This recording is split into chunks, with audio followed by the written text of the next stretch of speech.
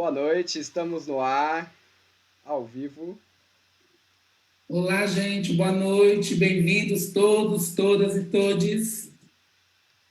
Boa noite, gente, muito bem-vindo. Comentem, compartilhem, assistem. Fiquem à vontade com a nossa nova live. Olá, gente, boa noite, bem-vindos todos, todas e todes. Tem alguém acompanhando ao vivo aí, tem que tirar a reverberação, baixa o volume. Ai, que legal, gente. É isso aí, como o Vinícius falou, que você possa ir compartilhando essa live nos seus grupos, para que a gente possa alcançar mais pessoas. E a live de hoje é uma super live especial, que nós vamos falar um pouco da nossa história do movimento LGBTQIA+, no mundo, e é uma coisa muito própria da nossa realidade, então vai compartilhando.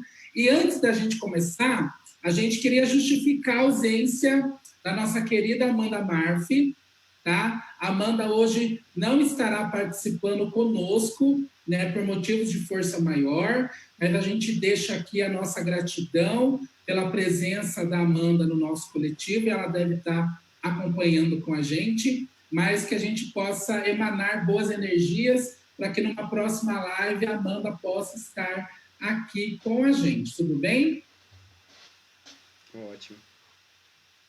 Então vamos começar, gente? Vamos lá? Vamos. A gente hoje se propôs a falar, então, sobre o mês do orgulho LGBTQIA+, no mundo, e a gente veio aqui numa proposta de trazer esses elementos que construíram e constroem e vão continuar construindo a nossa história no mundo, né?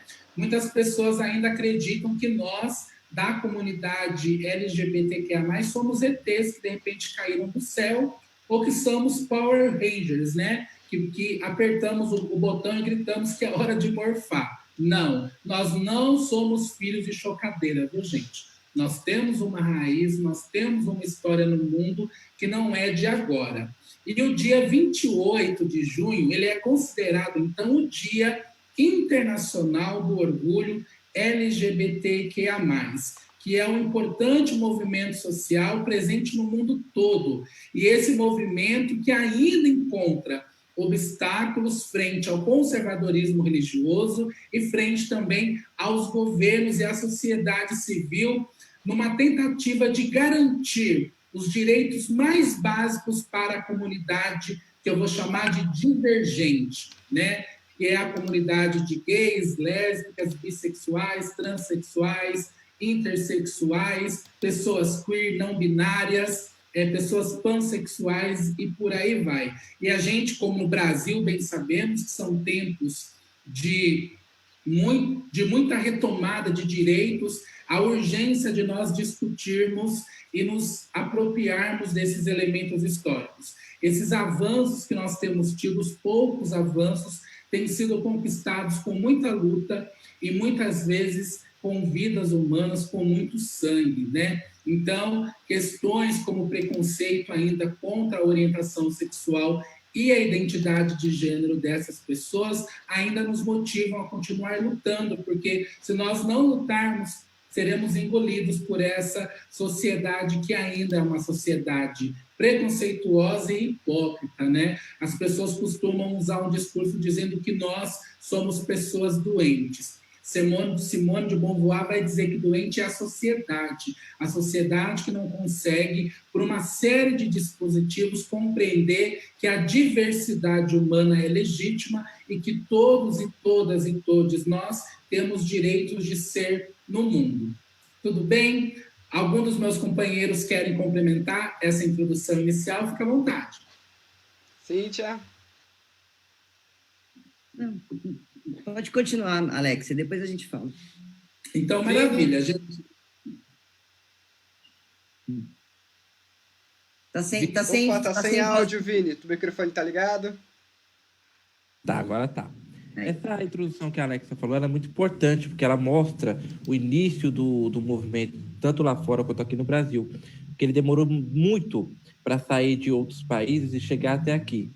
Porque, justamente com o início da ditadura militar, com a ascensão do militarismo no Brasil, o movimento ele teve que mudar de várias formas, ele teve que lutar de várias formas, contra a polícia militar, contra o governo, E foi uma questão de muita garra, muita vontade de ter pessoas reconhecidas, de ser pessoas respeitadas na sociedade, que antes da ditadura, antes desse período da década de 70, era até respeitada no início da década de 70, mais ou menos.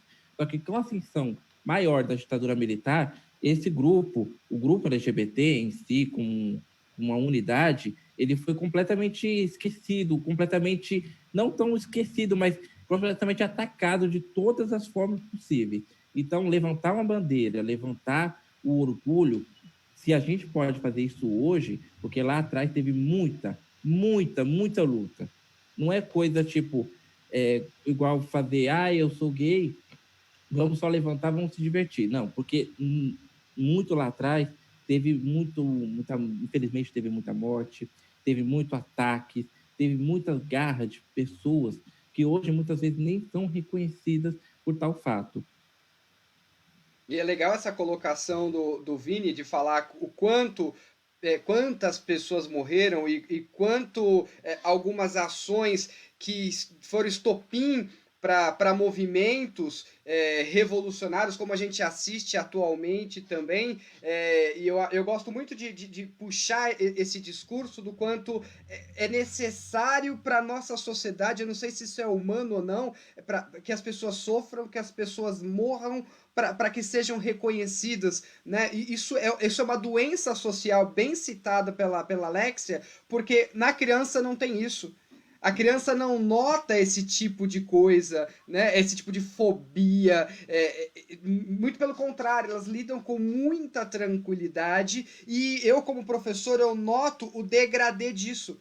Eu noto quando a criança deixa de ter aquela pureza de entender o outro como ele é e ela passa a adquirir alguns valores, e quando a gente fala de valor, ele não tem peso de bem ou mal, não é isso? O valor que aquela sociedade ou aquela família tem, aquela religião determinada tem, é introjetada aos poucos na vivência. E aí que vira todo esse preconceito, toda essa fobia que a gente assiste. Então é importante entender o cerne da questão, que a LGBTfobia, assim como todas as outras, elas são criadas culturalmente por pessoas que são muito ruins, né? Porque você não conhece na essência esse ser, né? E aí tem toda essa revolução e todos esses movimentos, que é o que a gente vem falando agora e que a Alexia majestosamente fez a introdução.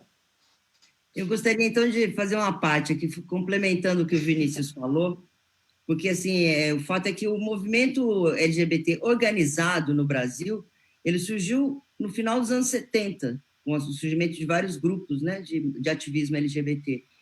E as conquistas que a comunidade teve só foram possíveis depois da democratização mesmo, porque durante o período da ditadura fomos perseguidos e não havia possibilidade de luta por direitos de ninguém, né, muito menos da comunidade LGBT.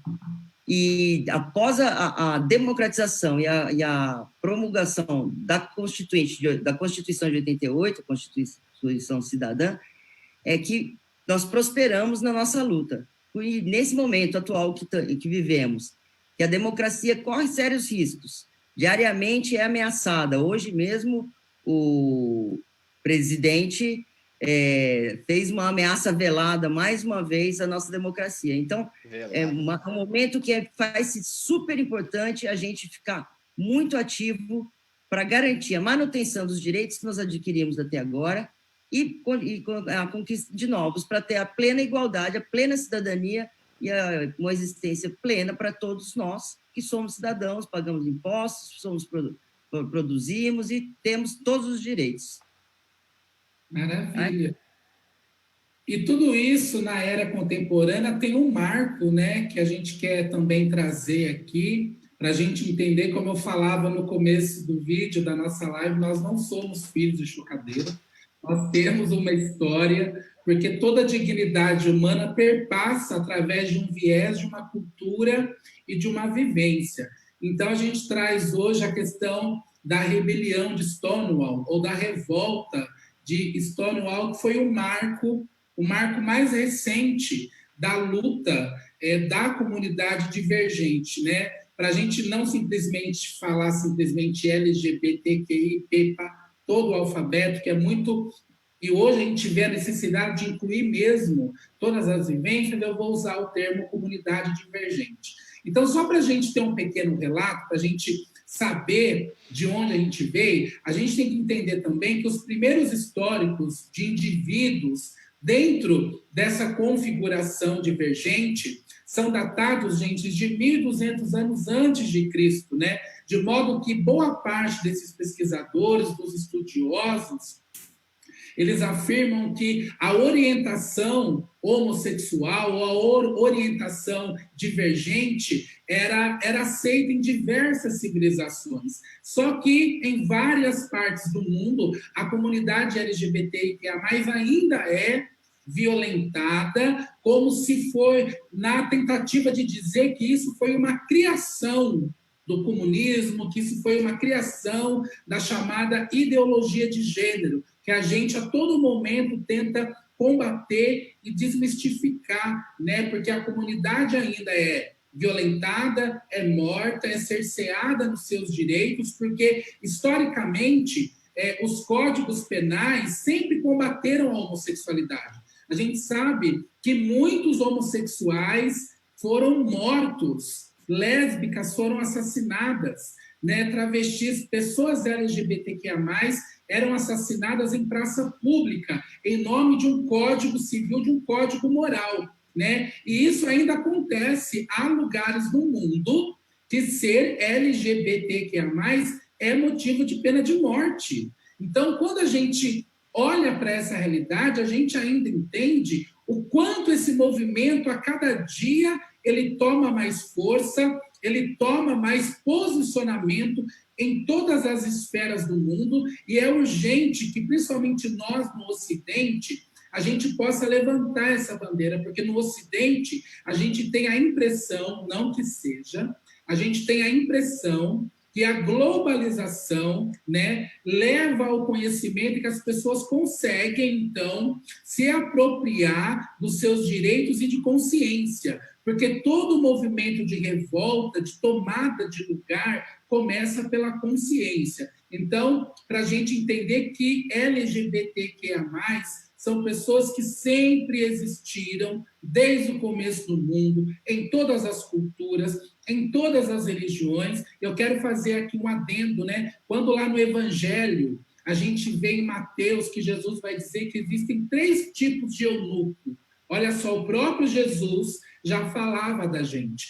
3 tipos de eunucos, né? Aquelas pessoas que nascem eunucos, os eunucos que optam em ser eunucos e os eunucos que são feitos pela religião. Só para a gente aqui dizer o que é eunuco, eunuco era o homem que era castrado para poder servir dentro dos templos, para não oferecer perigo às sacerdotisas. Então, eunuco, que nasce eunuco, está muito claro que Jesus falava da pessoa intersexual. O eunuco era aquela pessoa que nascia sem um sexo definido. Em nenhum momento Jesus condenou esse tipo de eunuco. Então, a gente entende que a cultura, no passar do milênio e dos séculos, ela vai se apropriando e ela vai criando esses mecanismos de violência voltadas para a própria comunidade LGBTQIA+. Então, para a gente falar de Stonewall, a gente lembra mais uma vez que isso aconteceu no dia 28 de junho de 69. Gente, foi ontem. Tá? Uma das mais importantes rebeliões civis da história, iniciada lá em Greenwich Village, nos Estados Unidos, onde gays, lésbicas, travestis e drag queens enfrentaram a força policial num episódio que serviu como base, como estopim para o movimento LGBTQIA+, que nós conhecemos hoje no mundo inteiro. Então, conhecida como Revolução ou como Rebelião de Stonewall, como queiram chamar, foi um episódio que durou cerca de 6 dias seguidos, com uma resposta às ações violentas, arbitrárias, preconceituosas do efetivo policial daquele lugar, naquele momento, que para eles a rotina era chegar naquele bar, tá? E dar batidas violentas, onde eles faziam revistas, humilhavam os LGBTs, cerceavam os seus direitos, e eles também ficavam rodando as boates na cidade de Nova York naquele momento. Então, uma das principais consequências dessa rebelião, né, foi a criação importante do movimento LGBT, que nós chamamos de Gay Liberation Front, essa fronte por liberdade gay, porque naquele momento o gay ainda era o protagonista, porque estava à frente ali, mas lembrando que drag queens, travestis, pessoas não binárias, toda a diversidade estava ali. Mas naquele primeiro momento, os homens que socialmente podiam transitar acabam tomando a frente desse movimento. E é claro que eu, como reverenda da ICM, não posso deixar de dizer que a ICM estava presente ali. Tá? Eu quero trazer esse adendo, dizer que quando nós falamos de Silvia Rivera e de Marsha P. Johnson, a gente deve lembrar que eram pessoas da MCC, igreja essa que eu faço parte. A ICM foi fundada em 68, Stonewall acontece em 69, Silvia Rivera é a primeira diaconisa trans da nossa denominação no mundo, e tem aquela cena icônica, né? Que ela tira o sapato, o salto alto e bate na cara do policial, iniciando, então, essa revolta. Ou seja, as travestis, como sempre, quando é para partir pro pega para capar, são as travestis que botam os peitos na frente e falam que não, dessa forma não dá. Então, eu quero fazer e registrar essa menção à Marsha e à Silvia Rivera, que foram pessoas fundamentais para aquele movimento que estava começando. E, enfim, por a articulação desse movimento, que também tinha a presença das meninas, das lésbicas, ganha muita força, e depois a Cíntia vai trazer para a gente esse panorama, nesse recorte, onde a onda feminista também avança, dando corpo a essa revolução, reivindicando, então, os direitos e a preservação da vida das mulheres lésbicas, isso entre os anos 60 e os anos 80, quando esse movimento feminista vai ganhando corpo, tá bom? Eu não sei se os meninos querem complementar ou se a Cíntia agora pode trazer para a gente esse panorama sobre a comunidade lésbica. Cíntia. Eu posso falar, eu vou falar brevemente o histórico do movimento lésbico organizado no Brasil. Então, como eu disse antes, ele surgiu junto ao movimento feminista, como você falou, na segunda onda do feminismo, né? Que depois da primeira onda, que foi sufragista, por direitos de propriedade, de voto, etc., veio a segunda onda, que estava mais focada em direitos reprodutivos, na liberdade do corpo, da sexualidade, e nisso a pauta lésbica encontrou um lugar ali também, né? Quer dizer, tentou, porque, na verdade, o movimento lésbico começou junto com o movimento LGBT aqui em São Paulo, por exemplo. O primeiro grupo que teve foi o Grupo Somos, que foi criado em 79, e dentro dele tinha um grupo de lésbicas que criou ali dentro um subgrupo chamado Grupo de Ação de Lésbico Feminista. Porém, desde o começo, elas se sentiram não representadas e sentiram um machismo muito forte, uma pouca visibilidade, aquela mesma história. Bom, ao mesmo tempo, elas também tentaram atuar junto com o movimento feminista, também se sentiram repudiadas. Haviam até feministas da esquerda do passado, né, nessa época, que falavam que a mulher lésbica negava a sua condição de mulher, então ela não podia participar de nenhum movimento feminista ou feminino. Sei lá. Então, por fim, esse movimento, esse grupo, que chamava-se Grupo de Ação Lésbico Feminista, que estava dentro do Grupo Somos, ele se tornou independente, e elas criaram o GALF, que é o Grupo de Ação Lésbica Feminista. E com esse grupo durou 10 anos e foi muito ativo e acabou se desvinculando do movimento feminista porque sentiu muito repúdio. Esse grupo durou 10 anos, acabou, e atualmente a gente tem o seminário de... Como é que chama? Seminário Nacional de Lésbicas, que acontece periodicamente e é um grupo ativo. O último aconteceu em 2018, é muito importante. Mas essa história os problemas da comunidade lésbica continuam os mesmos, né? É difícil a visibilidade e difícil representatividade, e eu recentemente vi isso no ano passado. Eu participei do bloco LGBT na Marcha das Mulheres, né? Bloco lésbicas, bissexuais e transexuais, lá na promoção do CRD, e eu soube que nas reuniões das organizações do 8 de março, as meninas não queriam que as lésbicas participassem, saíssem na frente. É a mesma coisa que se repete.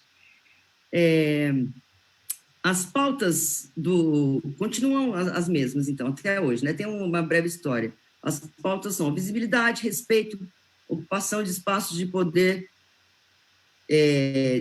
programas de saúde pública voltados à população lésbica, especificamente, tanto para a saúde sexual, reprodutiva, maternidade, acompanhamento do parto, acesso às novas tecnologias reprodutivas, e a principal, que eu acho, que é educação sexual nas escolas, para que todas as opções sexuais, toda a diversidade humana seja a recepção dessa comunidade toda seja preparada na escola, para que todo mundo tenha acesso a uma vida plena e cidadania plena. Então, isso que ela falou é muito legal. A Cíntia trouxe a questão da educação sexual, que falar dessa questão, as pessoas pensam, nossa, vamos falar de sexo, né? Vamos ensinar a pessoa a ser isso, a ser aquilo. É muito pelo contrário. Na verdade, a gente vai ensinar os demais dessa sociedade a respeitar e conceberem as pessoas como elas são. É isso que é educação sexual, é conceber a vida, o ser, da forma como ela é, da forma como ela nasceu, né? E aí, aproveitando o embalo, não tem como não falar de educação, né? Eu dou aula e eu vejo, às vezes, uma criancinha lá na educação infantil, nos primeiros anos do ensino fundamental, que já é muito sensível, não tem nada sexual formado, a questão psicossocial da criança não existe ainda em sua plenitude, não existe nada hormonal, não existe a libido, não existe desejo, mas já existe a identidade, já existe a latência do ser vigente, o ser que já impera naquela pessoa, e que é uma agressão muito grande você ser reprimido ou castrado. Eu não falo castração física, mas a castração psicológica que é feita nessas pessoas que já têm sua essência, né? E eu, como gay, não posso deixar de ceder completamente esse meu espaço de fala, de privilégio, para essas meninas que estão aqui comigo. Eu sou um cara muito falante, então eu busco o máximo possível. Eu acho que é esse o papel do cis, do homem, cis, do gay, nessa sociedade, é justamente abrir espaço e palanque para quem toma a pedrada primeiro. E aí eu tenho que falar muito da Alexia nesse sentido, que ela é uma bandeira viva, então ela está 24 horas sentindo isso o tempo todo nos ambientes e no espaço. Eu passo batido, né? Eu não sinto nada diante, né, do choque da sociedade, exceto para quem me conhece ou para quem eu tenho isso abertamente ou para quem me acompanha. Aí eu vou usar um exemplo que eu comentei com a Alexia recentemente. Num dia no carnaval, eu vim com uma tiarinha de unicórnio. E eu notei que as pessoas começaram sozinho, né? Eu estava sozinho, eu não estava com um gueto, com um grupo que poderia me afirmar. Eu estava só na condução, e o quanto as pessoas me empurravam, me tratavam diferente, colocavam a mão na frente assim, ó, sabe? Para tampar meu rosto, para obstruir meu espaço. Ou seja, existia um símbolo, um signo de unicórnio na minha cabeça que identificou: é gay, é bichinha, então eu posso tacar pedra na Geni. Ou seja, eu achei o cúmulo sentir isso no milésimo, uma merreca que foi da condução, porque eu estava explícito. E todo mundo que tem isso na sua essência, que é bandeira viva dessa nossa causa, e que são os primeiros a não terem, as primeiras, no caso, a não terem espaço não ter fala, serem cerceados, né? E como eu sei que não é meu espaço de fala, mas o meu espaço é de garantir que essas bandeiras e essas letras, na medida do possível, tenham espaço, em especial aí as TTs, que eu apoio a questão, a luta e a garra o tempo todo, viu, Alexia? Uma declaração de amor, minha prima. Obrigada, Robson. Você é um fofo, Lorde. E eu sempre falo que o Robson ele tem feito a lição de casa direitinho. É isso mesmo. E para a gente, quando a gente pensa em todos esses dados e nesse contexto, né, e a Cíntia também falou aqui do Brasil, eu só queria fazer mais um adendo, que esse movimento, quando nasce no Brasil, porque a gente sabe que nos Estados Unidos e na Europa vai acontecer muito antes, porque além de sermos um país de terceiro mundo, geralmente começa-se lá fora para que se aponte aqui dentro do Brasil. A gente percebe que hoje isso começa a mudar, né? A gente começa a produzir conceito e mandar para o mundo. Mas nesse momento, a gente falando de contexto de repressão de justiça social, a ditadura militar, que aconteceu de 64 a 85, faz com que surjam publicações LGBTs. A gente não pode deixar de falar dos jornais Lampião da Esquina e da Xana com Xana, que eram 2 veículos de comunicação que levavam aquilo que iniciava no Brasil de posicionamento político, né, que se iniciava ali daquele contexto de tentar trazer reflexão para a sociedade, que foi importantíssimo para um crescimento social, para um amadurecimento do movimento enquanto Brasil. Então, tanto o jornal Lampião da Esquina, que surge em 78, que tinha abertamente, era declarado um jornal homossexual, né, apesar que também abordava outras questões, mas uma das suas principais ações era denunciar, então, a violência contra a comunidade LGBTQIA+. É nesse ponto que eu quero chegar. Sempre foi urgente denunciar a violência que a gente sofre.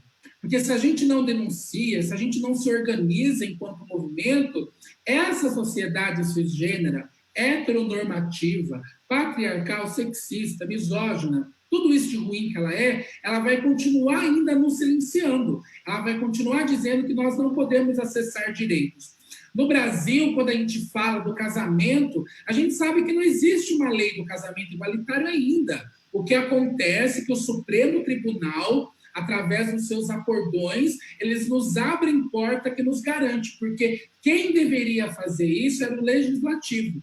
Mas a gente sabe que as bancadas da Bíblia, do boi, da bala, do fundamentalismo, não permite que essas ações possam ser contínuas dentro desses espaços de poder. Por isso, a importância de nós garantirmos o maior número possível de LGBTQIA+, dentro desses espaços. De repente, a não presença nossa em Brasília ou nas assembleias por todo o Brasil, a culpa ainda é nossa, né? A culpa ainda é de um movimento que também devemos depois pontuar o lado ruim do movimento, que geralmente a gente pensa muito em falar, é delicado de falar, mas a nossa função também é denunciar. Um exemplo disso, a omissão na hora de ir à urna, a omissão de não colocar nesses espaços alguém que, de fato, represente as nossas demandas e a nossa realidade. É urgente que nós, enquanto movimento, a gente faça isso. E o legal é que parece que, de um tempo para cá, a gente começou a perceber que, se nós não tivermos essas pessoas dentro desses espaços, ainda vamos continuar sofrendo a ausência dessas leis. O casamento, que quando o Supremo colocou lá em 2011 que pessoas do mesmo sexo poderiam assinar o termo da união estável, eu estava nesse grupo, né? Eu participei de um casamento coletivo com o Roberto, que é esse moço bonito que está fazendo o intérprete de Libras aqui. Nós casamos em 2011 através dessa possibilidade de ter um contrato de união estável. Só que no mês seguinte a gente já entrou com uma ação pedindo que a união... Porque, assim, casais cisgêneros, heterossexuais, sempre fizeram isso. Eles faziam um contrato de união estável, depois entrava com um pedido pedindo que se convertesse a união estável em certidão civil de casamento. E nós entendemos que se eles podiam fazer, nós também poderíamos fazer, porque agora a gente podia ter uma união estável documentada. Gente, eu casei 2 vezes em menos de 2 meses. Ou seja, em junho daquele ano a gente casou, fez o contrato de união estável e no mês seguinte saía, perdão, 1 mês e meio depois, em agosto, no dia 27 de agosto, saía a nossa certidão de casamento. Historicamente, eu e o Roberto fomos o 3º casal no Brasil a ter em mãos uma certidão de casamento. Para muitas pessoas isso pode parecer nada. Por quê? Porque hoje qualquer LGBT vai no cartório e casa. Lembrando que isso foi o Supremo que permitiu. É o Supremo que acaba fazendo um papel que não é dele, porque o Supremo está lá para garantir os direitos de toda a federação, em todos os âmbitos, em todas as esferas. Mas aí o Supremo, percebendo as demandas ou as petições que chegam, que são impetradas, eles acabam, então, abrindo essas portas que nos favorecem. Tudo isso é fruto desse movimento que se organiza, né? E a gente poderia aqui trazer um exemplo muito forte hoje. Toda vez que a gente fala de Supremo, eu não tenho como não lembrar do Dr. Paulo Lotti, que brilhantemente, sempre nos seus posicionamentos corajosos, muito bem representa as nossas demandas, como a doutora Maria Eduarda também, que fez aquela sustentação belíssima no Supremo, que é uma mulher trans. Ou seja, nós precisamos fortalecer essa base desse movimento para que esse movimento não se perca, porque em vários momentos da história fomos acuados, silenciados e mortos mesmo, invisibilizados. E em vários momentos, a gente faz uma pesquisa na internet, nós vamos ver relatos que, por muitas vezes, o movimento LGBTQIA+, ele some, não se ouve falar mais. Por quê? Porque é necessário proteger a vida em alguns momentos. Por isso que nós somos o país que mais mata LGBTs, principalmente travestis, mulheres trans, que são violentamente assassinadas por essa sociedade que a todo momento diz que a lei não deve ser aplicada para nós. Ou seja, nós temos que pagar os impostos, e a gente sabe que muitas vezes a comunidade LGBT investe muito dinheiro. Por exemplo, a Parada do Orgulho em São Paulo sempre gerou milhões para toda a rede hoteleira, turismo. Esse ano não foi assim. Ou seja, os grandes empresários aqui de São Paulo sentiram a falta do nosso Pink Money esse ano, sentiram a falta do nosso dinheirinho, porque não houve parada. Ou seja, como é importante a gente... Você quer fazer alguma observação, Cíntia? Quando você concluir, eu gostaria de falar. Então, como é importante a gente pensar nessa base desse movimento, como é importante a gente se empoderar, que a gente consiga deixar, porque parece que é próprio do nosso movimento uma luta por egos, né? Como é difícil lidar, mas enquanto a gente se perde nisso, o fundamentalismo não se perde, eles são unidos, eles não dormem, eles avançam e fazem de tudo para retirar os nossos direitos. Só para finalizar, né, foi esse período de 64 a 85 foi o nosso momento estanual brasileiro, foi o nosso momento de começar a colocar as nossas demandas na imprensa. Claro que não tinha a potência de hoje, mas as pessoas conseguiam ler, conseguiam saber o que estava acontecendo naquele levante, naquele momento, né? E só para deixar um registro aqui, no dia 19 de agosto, então, se comemora em São Paulo, né, Cíntia? A sua bandeira, a sua realidade, o Dia do Orgulho Lésbico. Isso, porque teve um acontecimento no Ferros Bar, né? As meninas do Galf, que editavam o jornal Xana com Xana, vendiam lá no bar exemplares dessa revista, né? E o dono proibiu.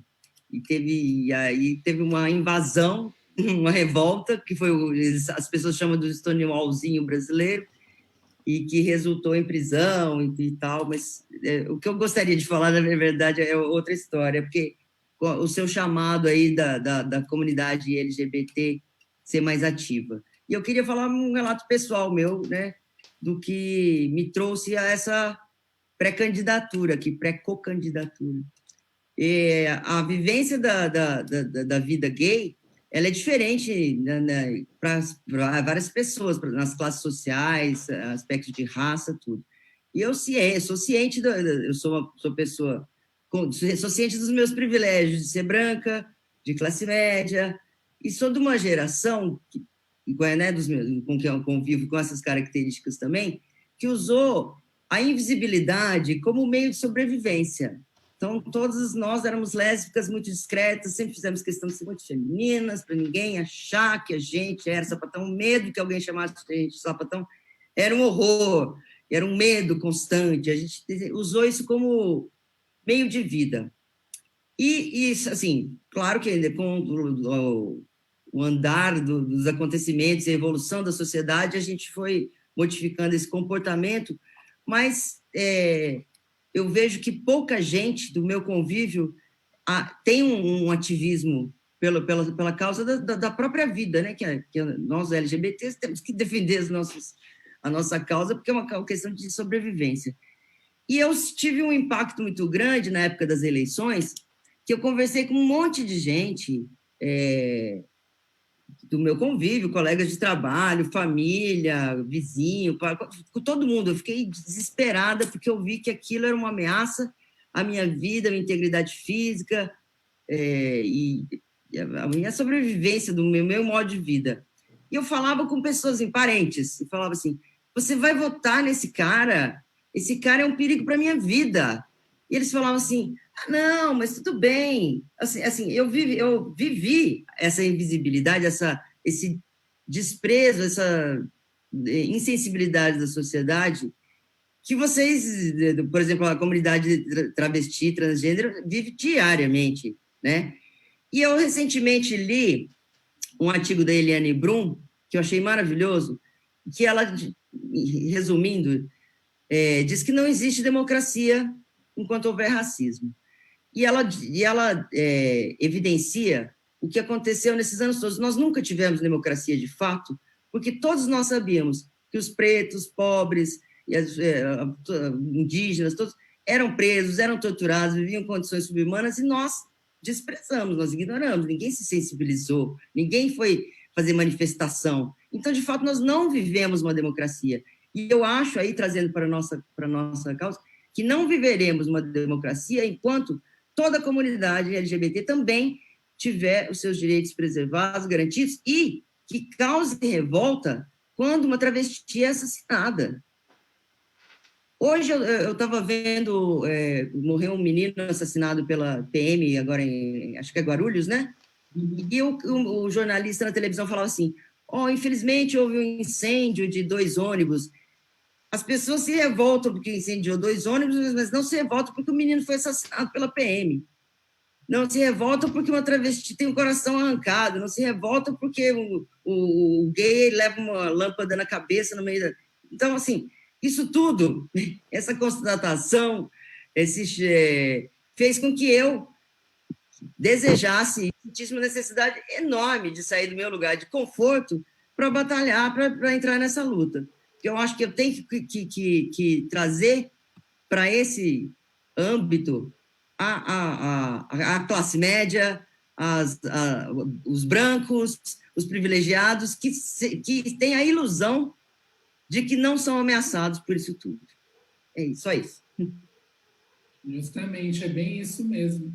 Vinícius, meu amor, você quer complementar com alguma coisa? Eu quero sim. Então, o assunto, colocar você numa pessoa que você é privilegiada de algum ponto. Eu, por exemplo, hoje eu sofro mais preconceito por ser periférico do que por ser gay, né? Em vários espaços, não todos, claro. Isso mostra que mesmo se a pessoa lutando de vários anos, ela vai sofrer de preconceito de alguma forma. Esse preconceito é maior em uma classe, é menor em outra, não quer dizer que você não vá lutar por aquele direito. É o que a Cíntia falou. A gente tem que viver numa democracia plena. Não adianta a gente aqui, no movimento LGBT, pautar nossas ações, pautar nosso movimento, e eu vou complementar a fala do Robson, que eu achei muito interessante. Vários momentos da história do movimento LGBT, os gays se colocaram à frente de situações que não eram, de fato, os gays se colocando na frente. Transvestis, transexuais, muitas morreram se colocando, fazendo história, fazendo a luta, porque realmente são as mais invisibilizadas de todo o movimento. Por isso aqui eu não estou nem falando muito, porque o lugar de fala mesmo é da Alexia, seria da Amanda. A Amanda vai... Vamos fazer uma live com a Amanda. E porque eu sinto isso, eu sinto A que... Cíntia, claro. A Cíntia, com certeza. Eu sinto que eu, como um gay, hoje eu sofro mais preconceito por ser periférico do que por ser gay. Claro que eu devo isso tudo a toda essa história que acontece. Claro que em vários momentos eu sofro por ser gay também. Muitas pessoas, inclusive já tive recusa de trabalho por isso.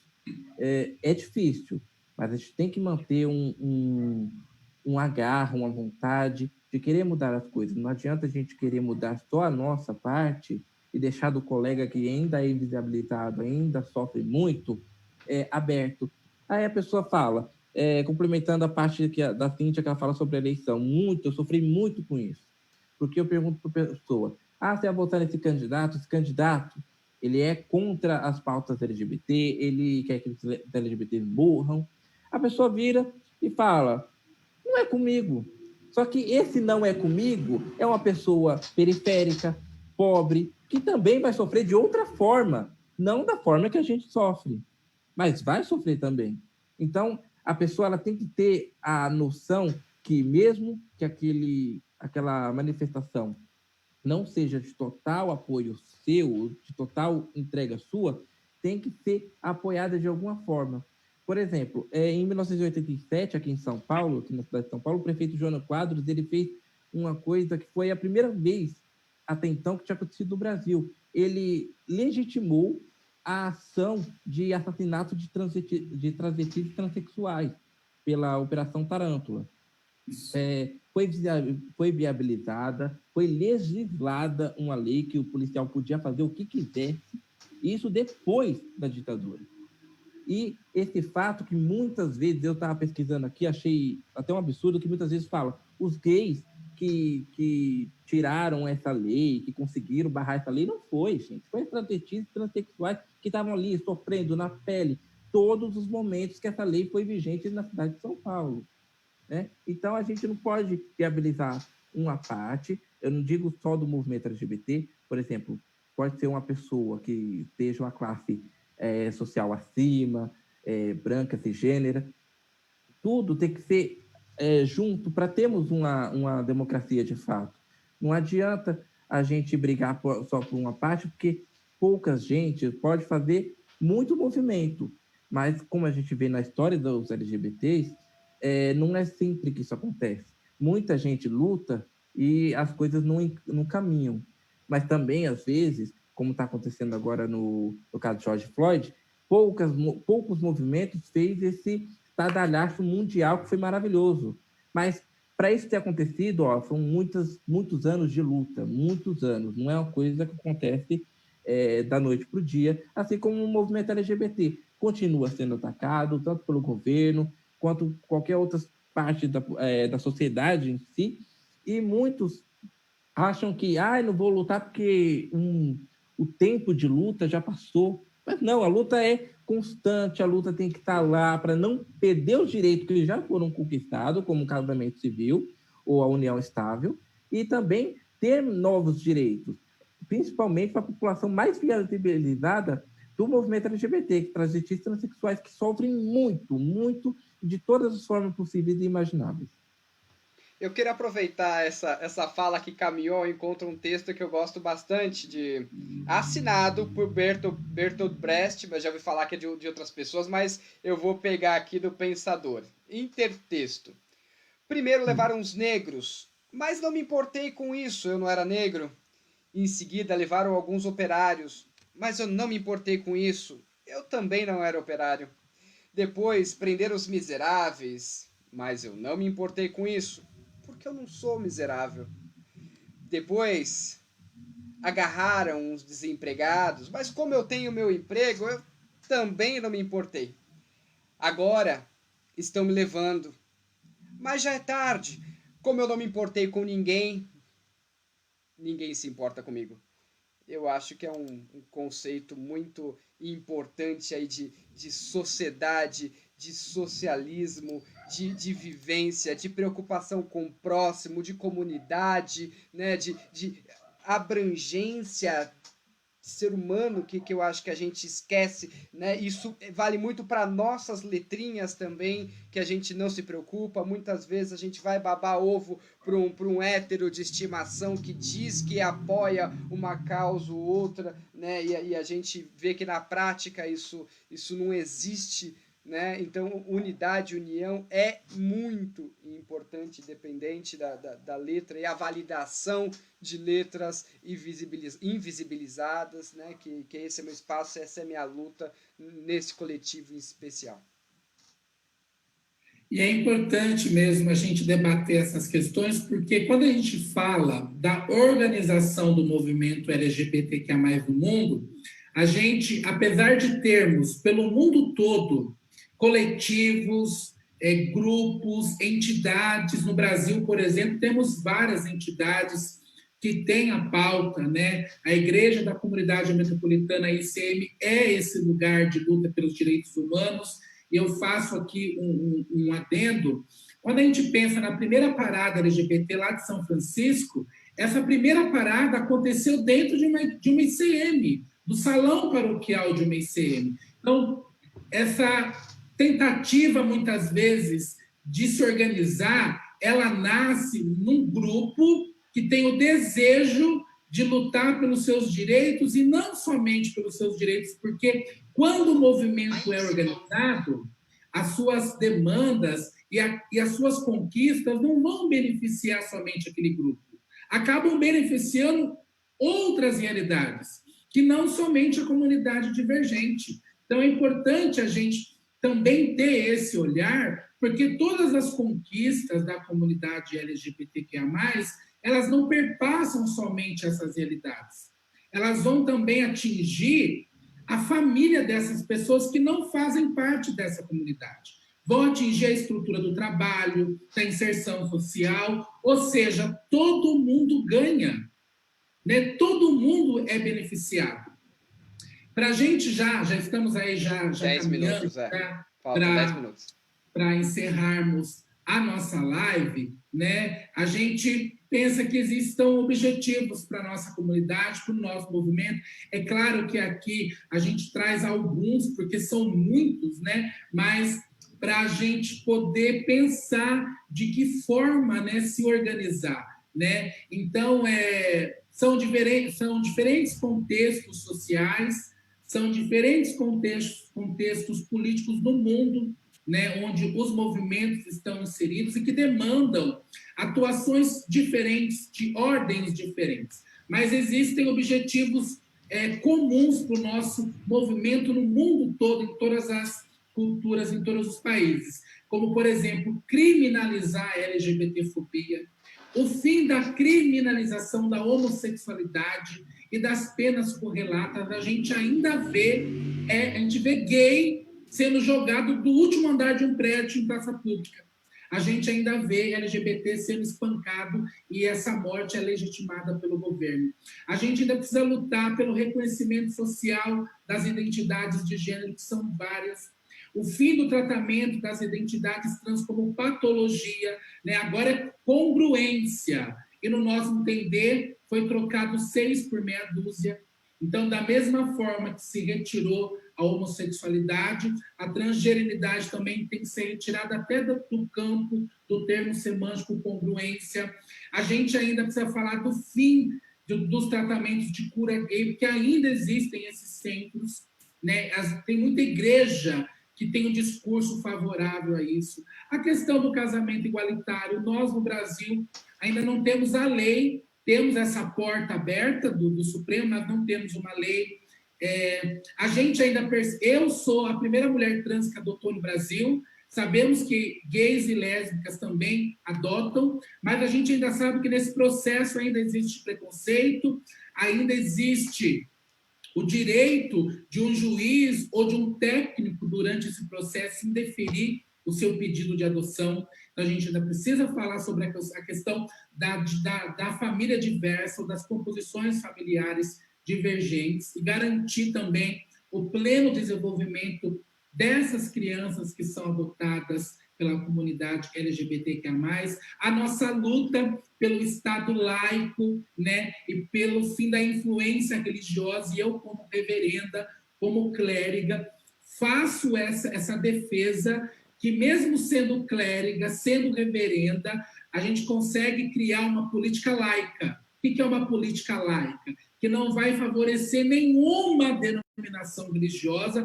mas que também não vai cercear o direito de nenhuma, que não vai promover os seus dogmas, e isso tem que ser garantido dentro desses espaços de poder e de política, né? Então, a gente precisa criar políticas públicas pelo fim da discriminação. Enquanto houver discriminação, a chave social que se opera vai gerar esses frutos. E também, é claro, não podemos deixar de falar pelo fim dos estereótipos LGBTQIA+, da ditadura padronicista, higienista do próprio movimento, muitas vezes, né, que a mídia coloca como sendo o único caminho de representatividade, né? Então, a nossa luta para quebrar esses padrões que muitas vezes faz com que LGBTQIA+ se matem na adolescência, na fase adulta, que sofram de depressão uma vida toda, que não conseguem buscar e exercer a sua plena dignidade, né? Eu também não poderia deixar de falar hoje da deputada Érica Malunguinho. Eu não posso deixar de trazer aqui a co-deputada Érica Hilton. Eu não vou lembrar o nome da outra deputada trans, meu Deus. Você lembra? Alguém lembra? Oi? Robionce, não é?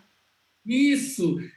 3 mulheres trans eleitas na última eleição. Então, historicamente, a gente começa a perceber esse avanço. Eu não fui eleita, mas eu fiquei muito feliz de saber que o meu corpo transgressor está representado nesses espaços. A gente tem gay que já ocupou ocupa, e a gente pode trazer, por exemplo, aqui o David Miranda, Jean Williams, né? Temos lésbicas também. Então, a gente percebe o quanto é necessário a nossa presença dentro desses espaços.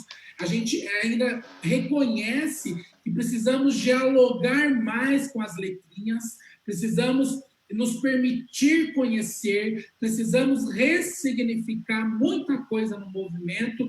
Como eu disse anteriormente, o conservadorismo, o fundamentalismo religioso faz esse papel de união, porque quando é para se unir dentro das bancadas, dentro lá de Brasília, ou das assembleias, eles esquecem as diferenças deles, quando o assunto é retirar direitos da comunidade LGBTQIA+. Então, é por isso que nós, nesse mês todo do orgulho, e é claro, lembrando que todo mês é o nosso orgulho, é a nossa vida, mas a gente, numa tentativa aqui do nosso coletivo de trazer alguns fatos históricos, as nossas próximas lives também trarão isso. Uma pena a Amanda não estar aqui, porque a gente ia fazer todo um panorama das travestis na ditadura, né? O Vinícius até citou a Operação Tarântula. Uma hora eu com a Amanda vamos entrar. Não faltarão oportunidades para lives, fiquem tranquilos. Desculpa interromper, fazer o papel de macho escroto. Que horror, Robson! Eu queria... mas como eu sou o fiscal do horário, eu tenho que dizer que tem 1 minuto de considerações finais, começando pela Cíntia, para a gente seguir o protocolo. Ai, que viado, ó, né, Cíntia? Olha, ele te cortou. Você viu? Mas enfim, machistazinho. Macho escroto. Eu queria aproveitar agradecer todo mundo aqui e convidar todo mundo para sexta-feira, porque seguindo nessa série de lives que nós vamos fazer sobre temática de cada letrinha, na sexta-feira eu e a Alexia vamos fazer uma live sobre maternidade lésbica e famílias homoafetivas, com 3 convidados muito especiais, que são pais e mães de família homoafetivas, que são a Rafaela Pires, a Viviane D'Andretta e o professor Cláudio Ventura. Então, estão todos convidados, venham e, por favor, participem, interajam, mandem perguntas, sugestões e curtam as nossas redes sociais e compartilhem. Obrigada. Vini, 1 minuto. Eu quero falar para vocês curtirem nossas páginas, que o assunto vai continuar, um assunto longo, não dá para falar só em uma live. O assunto vai continuar através de postagens, vídeos, outras lives. Acompanhe a live da Cíntia e da Reverenda Alexia na sexta-feira, no mesmo horário, às 8h30. E eu quero agradecer todos os comentários aqui, tem bastante comentário, o pessoal comentou bastante. Quero agradecer cada um de vocês por acompanhar a live, por entender a nossa história, por conhecer o coletivo, um coletivo novo, um coletivo diferente, que quer integrar todas essas letrinhas, não só em uma pré-candidatura, mas também quer integrar toda a sociedade como um todo para fazer valer a nossa democracia. A democracia precisa ser mantida, precisa ser alçada, porque agora, com o governo que nós temos, realmente está bem difícil de continuar todos os trabalhos que a gente tem, e a gente precisa da ajuda de vocês. Curtem, compartilhem, comentem, falem com os amigos, mandem sugestões de postagens para a gente comentar. Muito bom, muito importante essa integração de todos vocês aqui. Muito bem. Eu passo o meu 1 minuto para a Alexia concluir em 2, porque eu sou completamente apaixonado por ela. Obrigada, jardineiro. Adoro. Ela merece. Segue, piada interna. Gente, o Robson me dá dicas de jardinagem que eu adoro. Depois a gente vai até fazer uma live falando sobre dicas de jardim. Bom, obrigada, gente, que nos acompanhou aqui. Né? Eu não estou conseguindo olhar aqui os comentários no Face, mas depois a gente responde. A nossa gratidão, que vocês compartilhem essa live, sigam a gente no Instagram, @DiversidadeSP São Paulo. Aqui na página, compartilhem, convide lá na opção convidar amigos. Manda o convite para todos os seus contatos, vamos fazer crescer a nossa página. Estaremos aqui, eu e Cíntia, sexta-feira, num bate-papo super gostoso. A Abraf também presente, eu sou vice-presidente da Abraf, Associação Brasileira de Famílias Homotransafetivas, então vai ser um bate-papo muito legal. Parabéns para você que é resistência, parabéns para você que luta e acredita numa São Paulo, no município de São Paulo e num mundo melhor. Né? E a nossa hashtag, transformar, é um verbo coletivo. Beijo, obrigada, gente. Beijo, estamos todos juntos. Tchau. Tchau.